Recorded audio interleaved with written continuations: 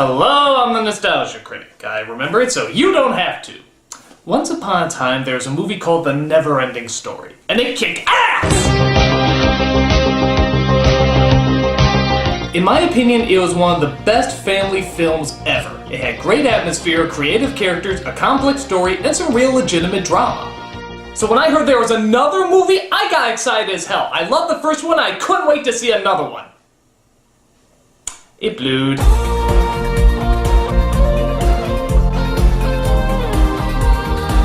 I mean, what a cheap follow-up. For a film series that was so gripping and even challenging for younger viewers, Neverending Story 2 gave us a really watered-down, half-assed version of its predecessor. What a disappointment.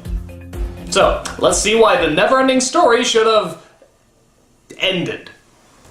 First of all, I should point out that none of the original cast is in this movie. The characters are the same, but none of the same actors play them. I guess you could argue that the actors were too old by that time, but if Hermione's breasts are still in high school, then I'll believe any age that you throw at me. So our first big replacement is the overly imaginative Bastian, who's played by Jonathan Brandis. Yeah, you remember, the hallucinating nutball from Sidekicks. Does this kid ever play someone mentally stable?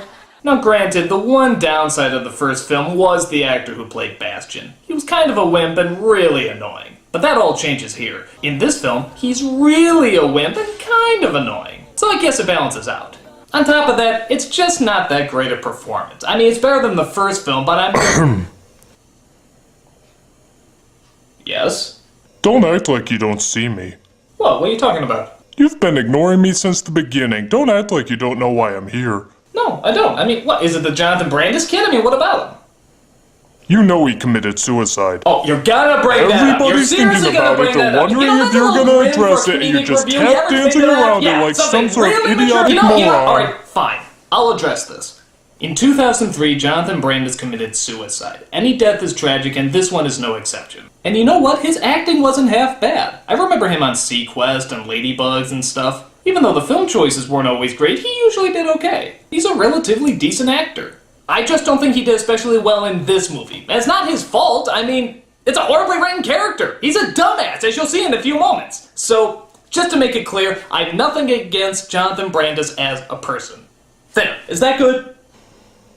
Gee, that was awkward. You know, fuck you goddamn elephant! Oh, no, not that, forget it. So we see young Bastian in his swimming class where, hi, Speedo! Where his teacher calls him, hi, Speedo again! And wants him to try out on the big board, hello, humorous clown shorts. We're gonna start with the high board.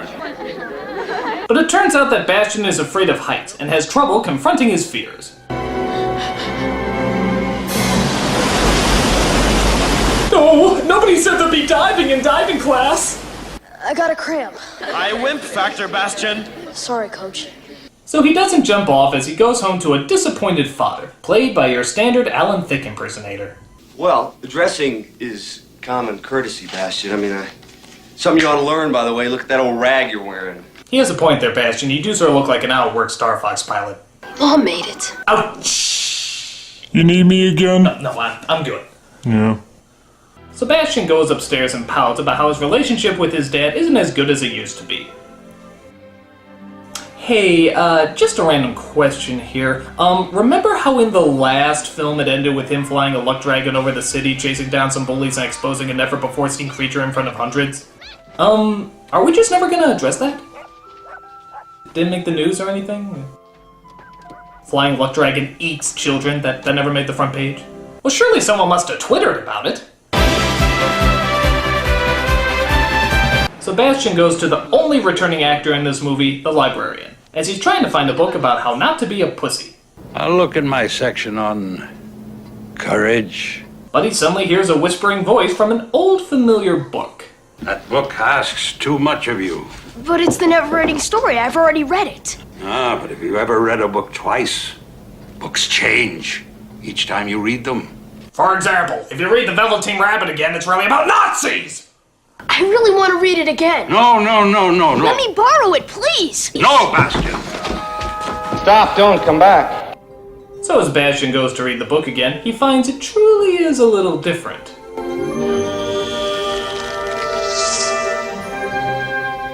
Well, that's inviting. He finds that the orange symbol on the front can actually be taken off now. But not only that, he can enter the fucking book! Fantasia. Just pray it's not Fantasia 2000. The annoying celebrity cameos will be through the roof. So while Bastian admires how model-ish Fantasia looks, we cut to the hideout of our villain, who lives in the terrifying Castle Cliché. I came as fast as I...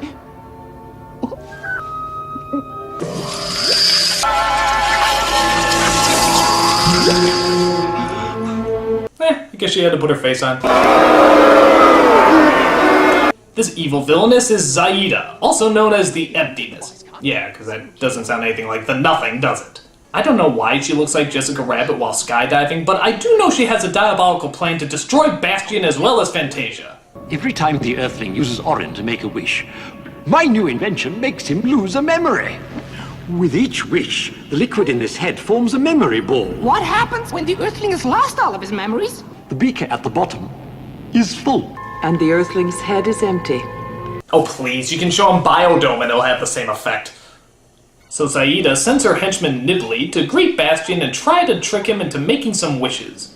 You have Orin. It fulfills all of your wishes. So Bastian admires Silver City, not Mexico, as he looks around and admires just how weird it is.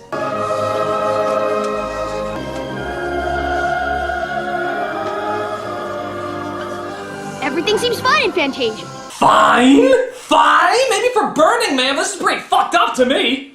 But then Zaida sends down her pretty silly looking minions to spread chaos throughout the town.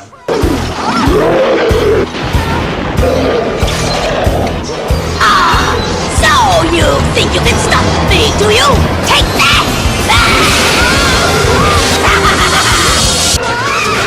Acid! Wish them away! Yeah, Cockadoosh has a point. Why don't you just wish them away? Just wish! Hi, this makes no sense. I mean, I know if he makes a wish he loses a memory, but he doesn't know that. His life is at stake. Why doesn't he just wish them to blow up or something? I'm safe. And an idiot. So he falls down some sort of secret chute as he comes across... I don't know. But they provide a way for Bastian to talk to the childlike Empress. We need your dreams and stories to exist. But the people in your world no longer believe in us.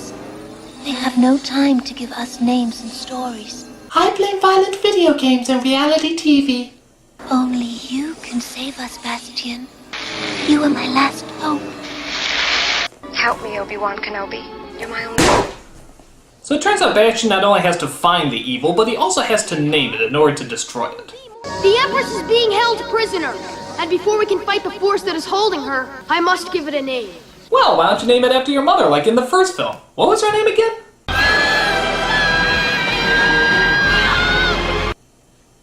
Yeah, call it that. But luckily Atreyu shows up to help Bastian on his quest. And give him some credit, they actually did pick a Native American kid this time. People talk about a castle that looks like a hand. Some say that's where the giants come from. So that's where we should be heading. Just don't ask us to go through any swamps of despair. My horse is still a manic depressive. The only point of living is dying. Shut up, Artax. So Bastian gets the idea to wish up a giant monster to go after the evil castle. But that sort of backfires. Zool, motherfucker! Zool! What are you gonna do? Chase it. Did somebody say chase? Falcor! Hey, it's our favorite flying tampon. So they go after the fire-breathing monstrosity as they bravely load the stock footage from the first film. Hey look, Atreyu is suddenly a lot taller and white. Go for it, Falcor! Oh, hey, just an idea here. Why don't you wish the fucking thing away? In fact, why don't you wish all the bad guys away? This makes no sense. If he makes a wish, he loses a memory. Yeah, I got that, but why doesn't he just wish the memory machine away? They never say there's any limitation, so this movie should be over in like 2 seconds. He can just be like, I wish for a gun. I wish for that machine to disappear. Bye.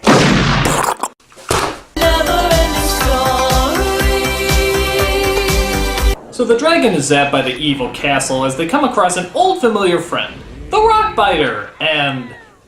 son? Me, Junior. Don't ask the graphic details about how we reproduce. Let's just say I should have used rock control. Meanwhile, in the real world, Bastian is missing, and his father goes looking for him at the bookshop. I found this book in my son's room. It has your address inside the cover. Where? I saw it there myself last night. Look, we just sell Mogwais and Frogurt. Anything else isn't my department. Maybe... When did you last see him? Maybe you'll find the explanation for your son's disappearance inside. Inside my trunk. He's quite the little fighter, I tell you. So Atreyu meets up with Bastian as they try to figure out a way inside the fortress. So that's the plan.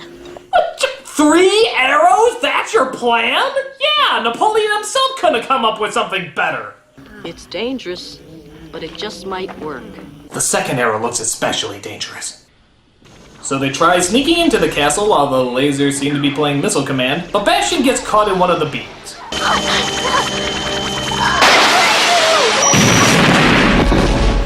You saved my life, Atreyu. Yes. But you would have done the same for me. Right? Right? Sure. Oh my god, this kid's a dick! Is that really what you want to say to your rescuer? If someone saved you from a burning fire, would you be like, oh, thank you so much. Just a heads up, if you were in the same situation, burning alive in a tall building, I would probably get pizza. Nothing personal, I just can't stand your guts. So the guards come out and try to stop them from entering the castle. This looks like a job for Fabergé eggs. Go!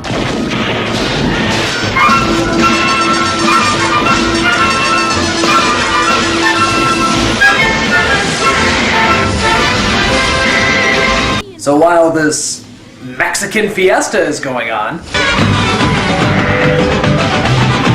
Bastian manages to get inside, but Atreyu is caught by the guards. Atreyu! Grab it! Whoa!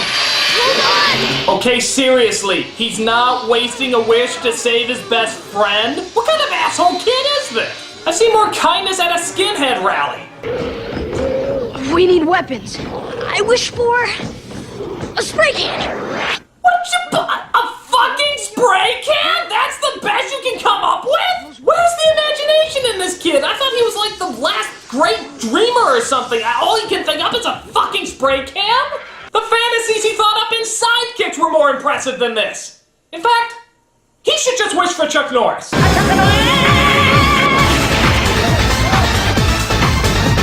Yeah, they could turn everybody into ninjas, have a rockin' battle, everything would be awesome. It'd be the coolest adventure ever.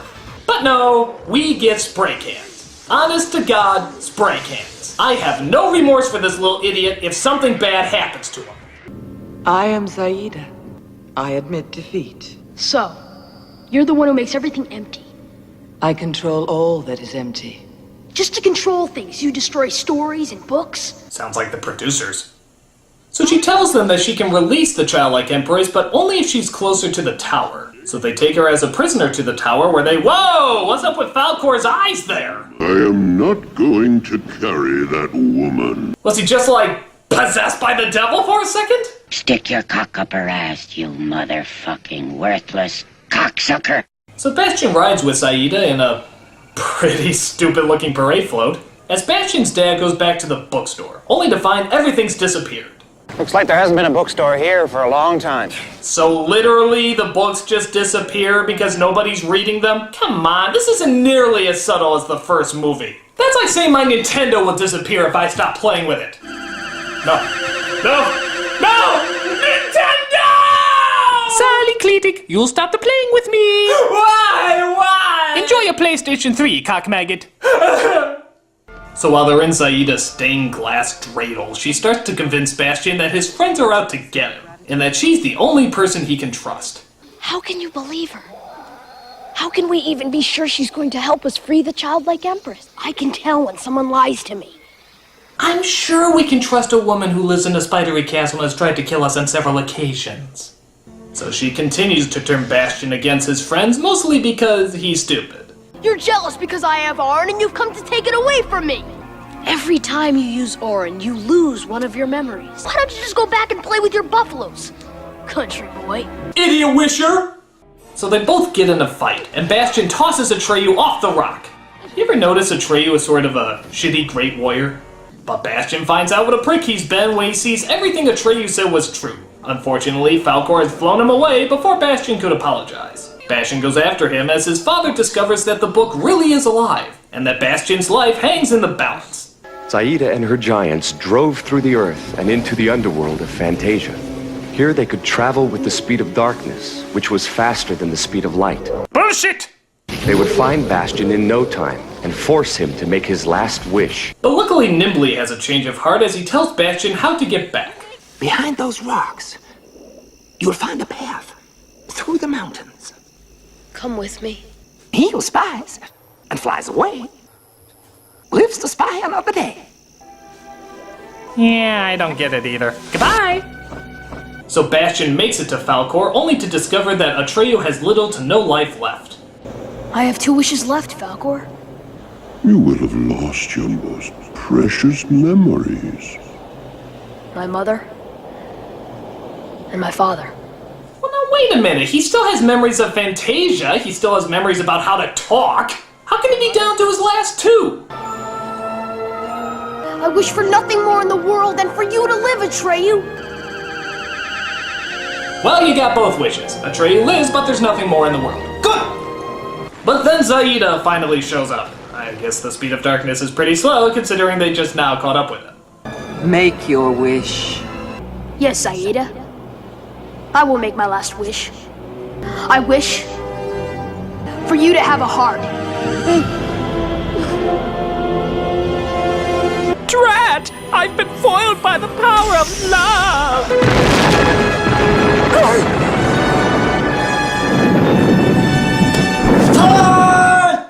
No, it's cool. What? Yeah, they got it taken care of. Oh man, the one time I can use this fucking thing and it doesn't do shit! So, because hearts apparently cause people to explode, Fantasia is back to normal, and the childlike Empress is set free. You have found the only wish powerful enough to save us, Bastion. Apart from I wish Fantasia was saved. Why didn't you do that again? But Bastion still has to go home, and unfortunately the only doorway back is the ironic one. That's the way home? Yes, Bastion. The only way. There is also the tunnel of fluffy pillows, but it's being repainted. So Bastion makes his leap of faith and finally returns home. The only upside in any of this is that while the credits roll, I get to hear that kick-ass song again. Neverending story.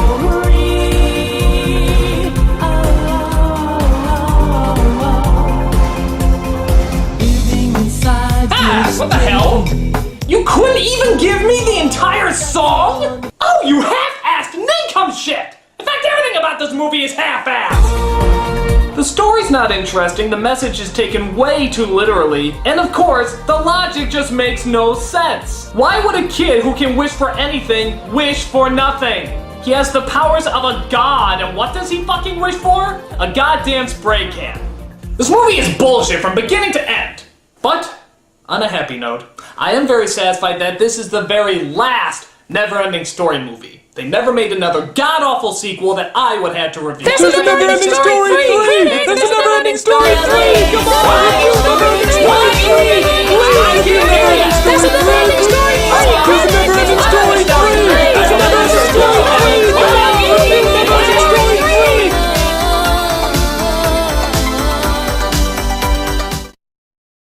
3! A spray can!